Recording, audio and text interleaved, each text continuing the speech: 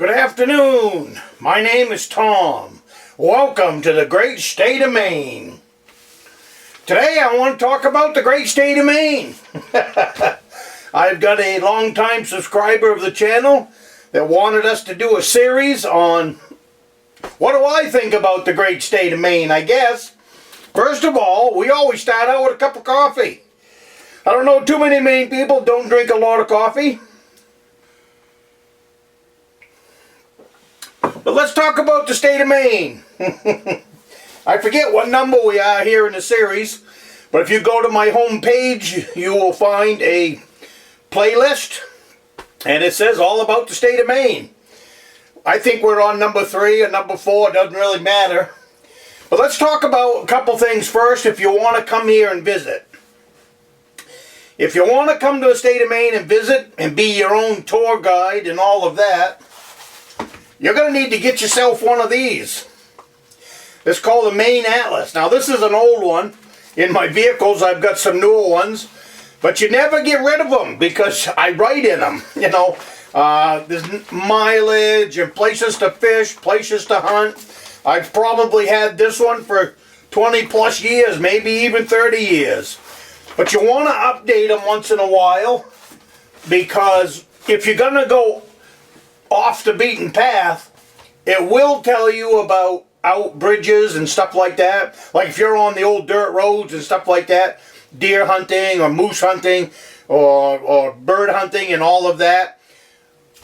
Get an updated book, because there's a circle for bridges when they're out. So I guess they probably see them with satellites and all of that. So every so many years I would it's not that expensive. I don't know what they are now. It's been quite a few years since I got one, but seems like I looked at them. They're somewhere in the $20 range. Might even still be $20. It's at $19.95 is what it was for years. But in that book, if you're new to the state of Maine, I gotta put my glasses on for all this, but if you're new to the state of Maine, in the front of this book, number one, it gives you all the towns and where you find them on the map, but then it gives you recreation. You know, this is all the state parks. And it breaks it down, and it will give you addresses. Sometimes it'll give you phone numbers and all that. Like I said, the newer ones, beaches. I don't know if you can see that, but it's got beaches, nature preserves, all of that stuff. Fish and wildlife. And it tells you the map. It tells you where it is and how to find it. So like I said, if you're new to the state, there's hiking trails. This is the book to get. You know, I know there's probably a whole bunch of them out there to get, but this one breaks down the whole state. If you want to go look at our waterfalls, I did that one year. I went and looked at several waterfalls, probably 10 years ago. I made that part of my summer fun. And I'll tell you, some of them were a hike, but they were well worth the trip in. I went to the 2 highest ones, Angel Falls. I've been to, I think it's 98 feet. Beautiful hike in. Well worth the trip in. Picture taking at the base is kind of tough because so much water is falling off the top of it. You got to know it's 48 feet tall. And then his lighthouses, all of our lighthouses in the state of Maine, historic forts, all kinds of stuff that you can go look at right here in the book. And here's your campgrounds. And it will tell you phone numbers, where to find them on the map. So as far as a vacation book, as far as I'm concerned, this is the one to have, because it's the whole state of Maine in the palm of your hands.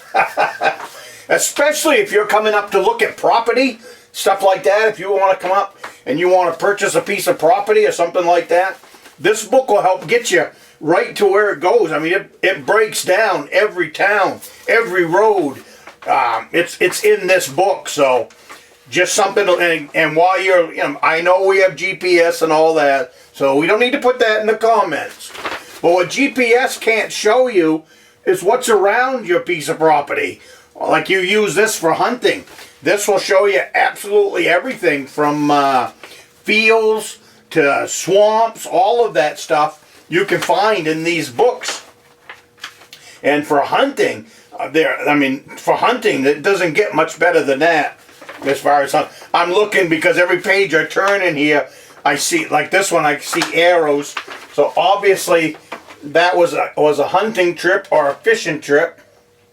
Oh, it was a canoe trip. Where did we? Oh, that's the. That is the. Let me see. Moose River bow trip up in Jackman, Maine. We did that about back in the 80s. I took a whole bunch of people. What it is, it's a circle, and that's up in Jackman, Maine. You put the canoe in over here on this lake, cross it. You have a half-a-mile portage, cross this lake, and then you canoe all the way back to where your pickup is. It's about 36-mile circle is what it is. So that's a really fun canoe trip. That was back when we were doing the canoeing. I canoed the Allagash in the state of Maine, and I also canoed the St. John. And anybody that wanted to do the Allagash or do the St. John with us, we had them canoe this river first, so we could see how they was. They could get a feel for how much they liked to canoe and all of that, because this was only 36 miles.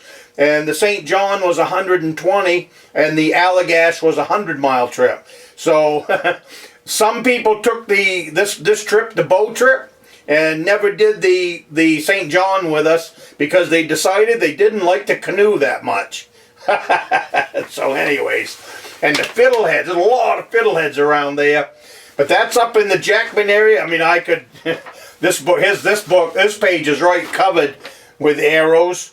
And that was the trip to get me up to, I'm pretty sure, that was, see where we are, Ragged Lake, Lobster Lake, Moosehead Lake. This is Northeast Cary, the top of the state.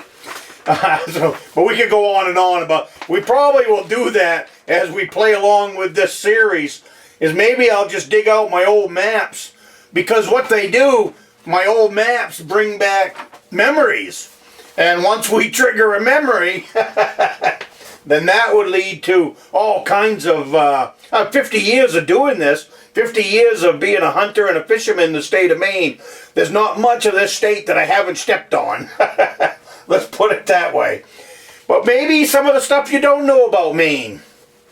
Like maybe the 3 largest lakes that are in the state of Maine. The 3 largest lakes are Moosehead Lake, which is our largest lake. The second to the largest lake is Sebago Lake. And then the third, I believe, is East Grand. Not 100% sure on that, but I think it is. But anyways, them are just some of the things that you can do in the state of Maine with a book like that. So hey, summer's coming. Summer's coming, so get yourself a book and dream. You know, that's the other thing. I mean, I've been looking through books like this my entire life, because it's so much fun to just find a spot and then start daydreaming about it. I mean, that's the way it was for me. I mean, I would chase out rivers and stuff like that. We did the Penobscot River once, where there was no canoe trip. I mean, as far as like having it, the St. John is laid out for canoers. The Allagash is laid out for canoers. But when we did the Penobscot, we did about 70 miles, 80 miles of untamed Penobscot. And what that meant is we had to cut our own portage trails. We had to portage around waterfalls and stuff like that. There was nothing laid out or marked out. It was just plain raw wilderness and over an 80-mile canoe ride from where we got dropped off to where we ended up picking up the pickups at the other end. So, but that's some of the fun stuff that you can do with this map, is you can really dig into the nitty-gritty of the state of Maine, and then you'll be a professional at it.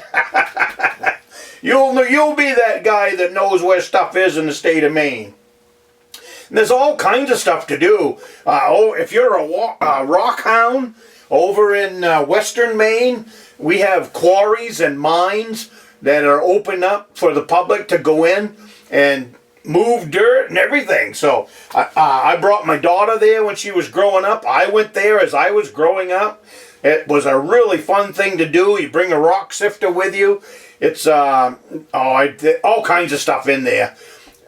Tourmaline, I think, is the big one that we're known for. It's green. We found all kinds of stuff like that growing up. You just dig through it. What you're digging through is the old mine's tailings, just like you see on any of those Alaska shows. But you're digging through the tailings and finding the stuff that they really didn't want. So you can find it and keep it. So that's the way. I believe it's still that same way. I don't believe there's any charge for that.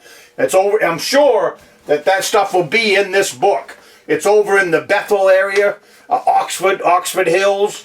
If you're looking in this book, find Oxford, the town of Oxford, and maybe go a little bit further. I'm trying to remember. I think it was before Oxford. But anyways, you get down into Trap Corner. You find Trap Corner, and you will find a map. You'll find a map of how to find all those old mines, because there's a store right there, and I know that they pass out a little map of these mines. And there are hikes into. You don't just drive right in. You'll have to park. You'll have to walk in. What we used to do is walk in with a shovel and a sifter that we had made up with a 1/4 inch, and just plain make a day of it. Bring a picnic lunch, go in and make a day of it. The same thing about hiking into some of the waterfalls. Most of them aren't a long hike, but they're well worth it. They could be, some of them like Katahdin Falls. I think that's about a mile, maybe 2 mile hike in. Well worth the trip in. It's beautiful. Then Angel Falls, which is the tallest one, I think that's about a 1/2 mile at the most. But it's very nice laid out trail all the way in, so it's really easy to find. Probably the hardest point to find is where you park. There will be a small sign there, but nothing spectacular. But look in that book, and you'll find the directions on how to get to it, and plan a family day, and hike in there. You'll be surprised when you get in there. Let me put it that way. It's in a little tiny hole between the rocks, and it's straight up for 100 feet. And then our other big falls is Smalls Falls. Now that one you can drive to, and there's and that's up in Phillips, Maine.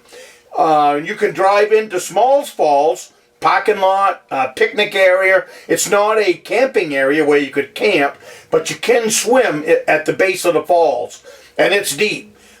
Some people will dive off the tops of them, and I don't know how deep that hole is, but it's deep, and they'll dive into that. The water is stone cold, because it comes right out of the mountains, but it's a nice place to swim, and a lot of people swim there, and they take advantage of the picnic area that makes up that whole area. And there's hiking trails that'll hike you right up to the top of the falls. They do have a fence up at the top, stuff like that. But there's all kinds of stuff like that in the state of Maine. The state of Maine has been really good over the years about setting aside things like this. A lot of things in Maine I don't like, mostly politics, but outside of that, the state has set aside quite a bit of property years and years ago, and we haven't even touched on like Baxter State Park and all that area that is open to the public, which Mr. Baxter put in for us all them years ago. And I got stories about the Allagash that I learned on my way down through that I never ever knew.